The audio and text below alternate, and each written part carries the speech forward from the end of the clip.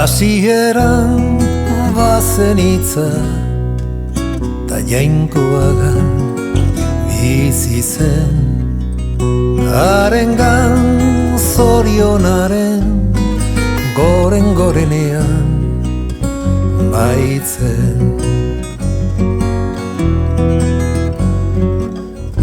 Hitza bera jainkoa zen, hasiera deritzana, hasieratik bizi da, hasiera gabe izana.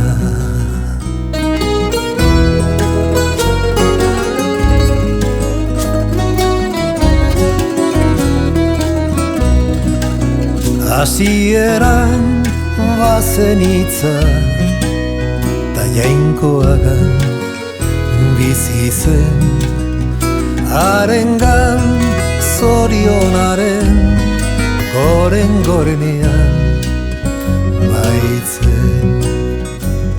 Hasiera bera izanik, hasiera gabekoa, hitzari seme deritzo, hasieratik jaioa.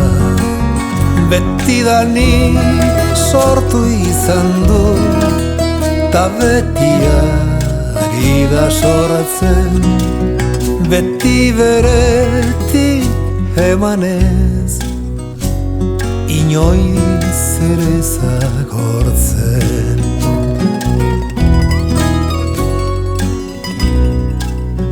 Hasieran bazen hitza ta jainkoagan bizi zen, harengan zorionaren gorenean baitzen. Beraz semearen aintzan aita gandu izatea, ta aitak semea gandu bere aintzaren betea. Ta aitak semea gandu bere aintzaren betea.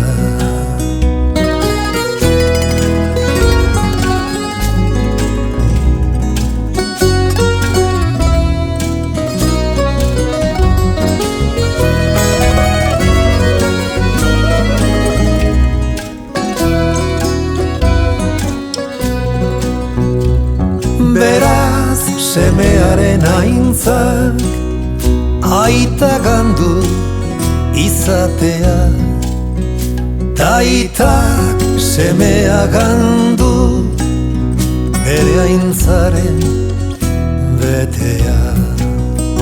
Ta aitak semea gandu bere aintzaren